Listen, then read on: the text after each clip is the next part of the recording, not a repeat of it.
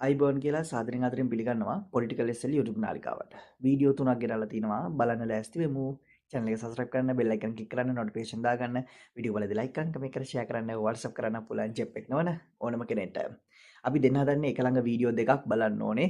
මේ දවස්වල සල්ලි දන්නවනේ කෙලින්ම හැක් කළා ඔක්කොම කෙලවෙලා ගියා කියලා. ඒ සම්බන්ධව මේ වීඩියෝ දෙක තියෙන්නේ. දෙකම බලලෙමු. යා. මුදල් අමාත්‍යාංශයේ ලේකම්වරයා මේ තනතුරට ගෙනාවේ කොහොමද? මේක දේශපාලන තනතුරක් නෙමෙයි ක්ලෝඩ්. මුදල් අමාත්‍යාංශයේ ලේකම් කියලා කියන්නේ ඊටාම මේ රටේ තිබෙන බලවත්ම ජනාධිපති ලේකම්වරයාට පස්සේ තිබෙන බලවත්ම තනතුර තමයි මේ රටේ මුදල් අමාත්‍යාංශයේ ලේකම්වරයා කියලා කියන්නේ. අපි දන්නවා ඉතිහාසයේ පුරා හිටපු ලේකම්වරු කොයිතරම් ශක්තිමත් උදවියද, කොයිතරම් ප්‍රතාපවත් උදවියද, කොයිතරම් ක්‍රෙඩිබිලිටියක් තියෙන උදවියද මේ තනතුරට පත් කරේ. මේ මොකද මේ කරේ? මේගොල්ලන්ගේ ජාතික ලයිෆ් ප්ලේන් ආව මේ മന്ത്രിතුමා. එයා පාර්ලිමේන්තුවේ නියෝජ්‍ය මුදල් ඇමති බවට පත් කරා යාව. ඊළඟට මුදල් අමාත්‍යාංශයේ හිටපු ලේකම්වරයා අයින් වුණාම මෙයාව ගෙනල්ලා ලේකම් කරා. මොකද මෙයාට තියෙන අත්දැකීම්? මෙයාට රාජ්‍ය ආයතනයක වැඩ කරලා අත්දැකීම් තියෙනවද? මෙයාට රාජ්‍ය ආයතනය පිළිබඳව දැනුමක් තියෙනවද? රාජ්‍ය ආයතනයක හැසිරීම සම්බන්ධව දැනුමක් තියෙනවද? ඒ කිසිදු දැනුමක් නැහැ. මොහු මේ පෞද්ගලික ආයතනයක රැකියාවක් කරපු කෙනෙක්. ඉතින් එවැනි කෙනෙක්ව ගෙනල්ලා රටේ ප්‍රධානම මූල්‍ය හසුරුවන ආයතනයේ ලේකම් තනතුරට ගෙනල්ලා මෙවැනි කෙනෙක් පත් වුණාම ඉතින් අනිවාර්යයෙන්ම මුදල් හොරකම් කරන ඒවා ගැන අහන්න දෙයක් නැහැ. මම හිතනවා මේ 2.5 බේරුණේක ඇති. ලංකාවේ එන්නේ හොරකම් වර්ධනය වෙනවා. ගුවන් යානයක් ගෙනාවත් ඒකෙන් ප්‍රකෝටි ගාණක් ගන්නවා. මහ බැංකුවේ තියෙන භාණ්ඩාගාරයේ තියෙන මුදලු දෙපැත්තෙම ගාණට විදිනවා සුද්ධ කරනවා ගන්නවා. හොරුන්ට තවත් හොරෙකුට දඬුවමක් දෙන්න බෑ. මොකද හොරු පොඩි ආදරවන්තයෝනේ. එහෙනම් පරණ හොරුයි අලුත් හොරුයි ආදරවන්තයෝට පත් වෙනවා. එහෙනම් එයා බස් විතරක් නෙවෙයි මහ බැංකුව විතරක් නෙවෙයි බොහෝ දේවල් අද සුද්ධ පවිත්‍ර කරලා තියෙන්නේ. මෙහෙම තත්ත්වයක තමයි රට තියෙන්නේ. දූෂිත දේශපාලනයට තිත තියන්නේ. මේ දේශපාලනේ අතුගාදා දාපු දාට මේ රට ගොඩ ගන්න පුළුවන්. ඇවද සමන්තට හැබැයි ඒ දවස්වල තිබිලා තියෙනවා නේද? අනිවාර්යයෙන්ම මොකක් හරි වෙලා chance එකක් ඇවිල්ලා උන්ට ආවොත් උන්නුත් ඔය වගේම වැඩ ටික කරනවා කියලා හොරුන්ට කවදාකවත් හොරුන්ව බේරන්න බෑ කියලා මුන් අනිවාර්යෙන් දැනගෙන ඉඳලා තියෙනවා. දඬුවම් දෙන්න බෑ කියලා. ඉතින් හරිනේ දැන් දෙන්න දඬුවමක් කාටද දුන්නේ දඬුවම? උන් ඊට වඩා හොරකම් කරනවානේ. වැඩක් නෑ අප්පා ලැජ්ජයි ඉතින්. මෙච්චර මේ හොරකම් කරනවා සල්ලි නැතිනවා මිනිසුන්ට කන්න අමාරුයි ජීවත් වෙන්න අමාරුයි ඇත්තටම. බලන්න දැන් මම මේ කොණ්ඩේ කපන්න රුපියල් 500ක් විහිළු කියලා හිතන්නේ නෑ මම මේක මේ කිව්වේ ඕගොල්ලෝ හිතන්න එපා මේ hina වෙන්න විහිළුවට කිව්වා කියලා. රුපියල් 500ක් මේ කොණ්ඩේ ස්ටයිල් එකකුත් නෑ.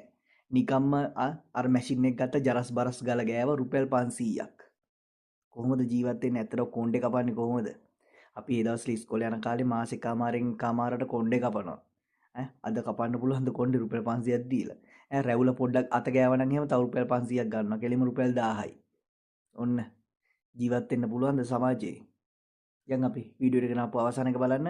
අපි හැමදාම කියනවානේ මේ JVP මාලිමාකාරයන්ට කොච්චර විහිළු කරනවද? උඹලා රණ්ඩු වෙන්න එපා, ගහ ගන්න එපා, ගෑනු පිස්සෝ වෙන්න එපා, හොරකම් කරන්න එපා. කොච්චර කිව්වත් මුන් අහන්නේ නැහනේ. අර පවුලකට ගහලා ඒ පාර ඊයේ. යන් මේ වීඩියෝ එක බලමු.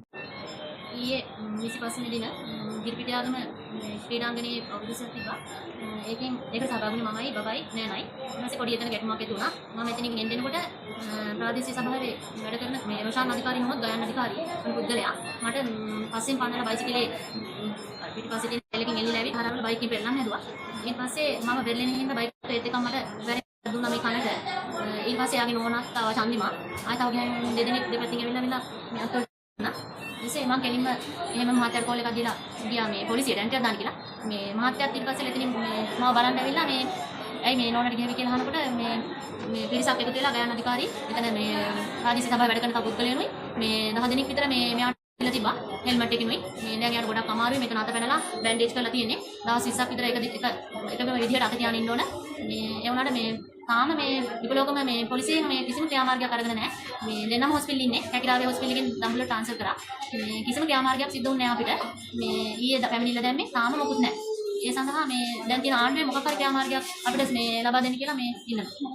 විශ්ව මන්ත්‍රී කෙනෙක් ඉන්නවා ගයාන් අධිකාරී නෝට් රොෂාන් ජයත් අධිකාරී කියනවා මම ඊයේ මේ පොඩි ප්‍රශ්නයක් කළා වයිට් මේ කියලා මම එතන ගියා බලන්න ඒක මොකද කියලා අහන්න අහනකොට මට යා එතුමා ඇතුළු තව කිසි කෙනෙක් විතර වට වෙලා විකාශ සභාව වැඩ කරන කට්ටියයි ගමේ කට්ටිය එකතු වෙලා මම ප්‍රශ්නේ අහන්න ගියා දැන් මම හොස්පිටල් එකේ දඹුල්ල හොස්පිටල් එකේ කේවාක් වෙර්මිට් කරලා ඉන්නේ මේ මෙතන රෝහල් පොලිසියට කැකිරාව ඉවර තමයි මම මේ දඹුල්ලට එව්වේ කැකිරාවුත් මම ලියාගත්තා ඒ ටයිම් එකත් ඔක්කොම බලලා මේ කොහොම හරි මේ වෙනකන් මේ ඉතලගම් පොලිසියෙන් කිසිම ක්‍රියාමාර්ගයක් අරගෙන නැහැ කියලා මම අරන් තියෙන්නේ මේ සම්බන්ධව මේ දැන් මගේ අත සම්පූර්ණ වෙලා තියෙනවා මේ වෛද්‍ය වාර්තාවක් කොහොමද තියෙනවා මොකක් හරි බලලා මේ සම්බන්ධව තියා ගන්න මරු. ඉතින් කොහොමද ජීවත් වෙන්නේ? මුන්ට මිනිසුන්ව පෙන්වන්න බෑ. බල්ලෝ වගේ.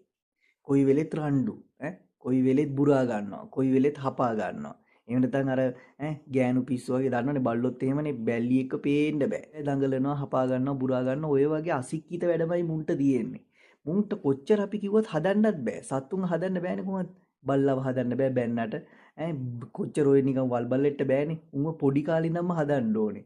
මෙහෙම කරපන් මෙහෙම කරපන් කියලා. එතකොට විතරයි උන් එහෙම කරන්නේ. ඔය පාරින වල්බල්ලුවෙම හරිම හදන්න අමාරුයිනේ. ඒ වගේ තමයි ඉතින්. කරන්න දෙයක් නැහැ. අයියෝ වැඩක් නැහැ. අපි එහෙනම් අද යනවා ඊළඟ දවසේ හමු. අයිබෝවන්.